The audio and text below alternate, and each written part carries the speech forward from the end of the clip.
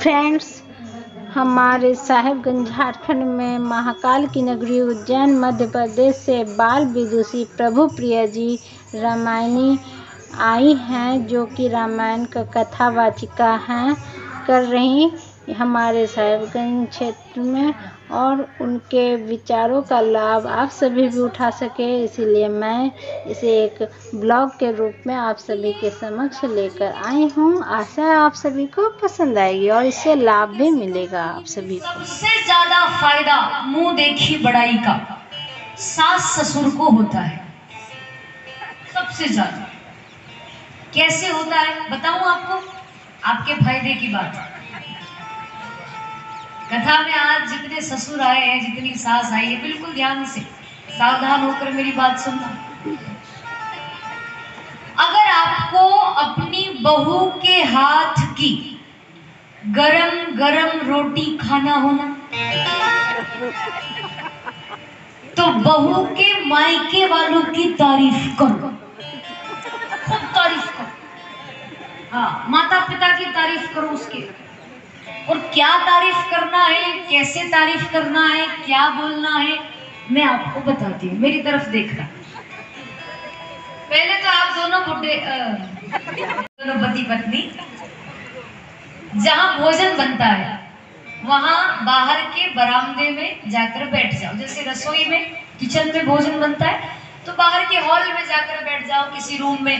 ऐसी जगह बैठो, दोनों पति पत्नी बात करने के लिए ऐसी जगह बैठो कि आपकी बात बिल्कुल उस बहू को सुनाई देनी चाहिए।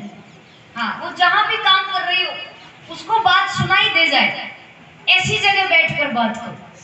तो दोनों पति पत्नी बैठ जाओ और बढ़िया दोनों आपस में बातचीत करो कि आहा कितनी अच्छी बहू है।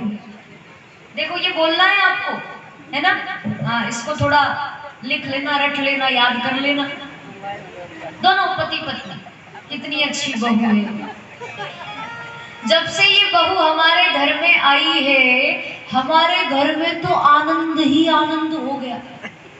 लक्ष्मी आ गई हमारे घर में, लक्ष्मी।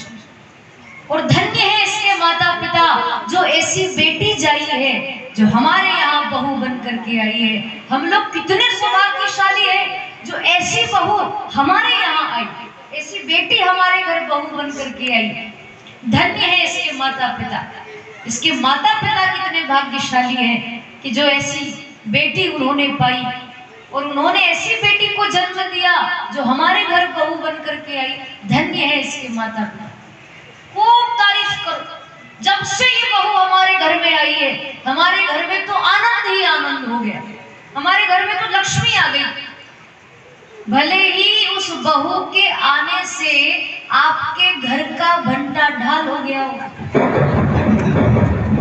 फिर भी तारीफ करना चाहिए।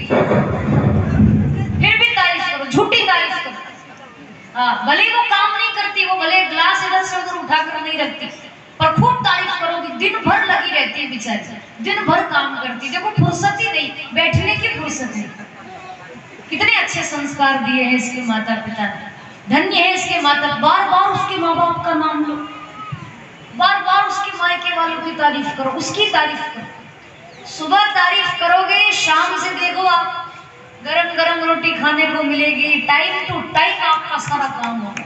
दवाई गोली टाइम टू टाइम। ठंड आएगी तो गरम गरम पानी स्नान करने को मिलेगा। बढ़िया,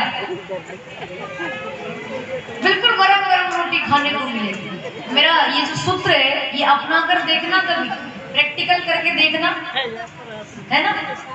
खूब पति पत्नी बात करो, मायके वालों की तारीफ करो, बहू के माता पिता की तारीफ करो।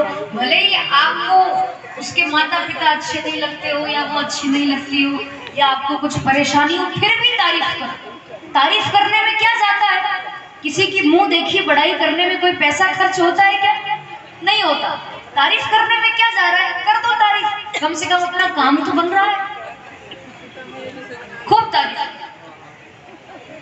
जानकी जी ने भी लक्ष्मण जी की मुंह देखी बड़ाई की। उनको मालूम था कि अगर मैंने असल बात यहाँ बता दी तो मामला गड़बड़ हो सकता है, इसीलिए कहा कि सहज सुभाई सुभग तन गोरे, नाम लखन लघु देवन मोरे। बड़े सहज स्वभाव के हैं, बड़े सरल हैं, इतने सरल है, इतने सरल, गुस्सा तो इनको आता ही नहीं, समझते ही नहीं गुस्सा क्या होता है। सूत्र बताया। अच्छा ये बताओ कौन कौन इस सूत्र को अपनाओगे? घर जाकर के कौन कौन तारीफ करोगे? वाह वाह, 2-3 माताओं ने हाथ खड़ी कर दी। हालांकि खैर आपको तो जरूरत नहीं पड़ती होगी तारीफ करने की, क्योंकि आपकी बहू होगी इतनी अच्छी कि आप लोगों को आवश्यकता नहीं पड़ती।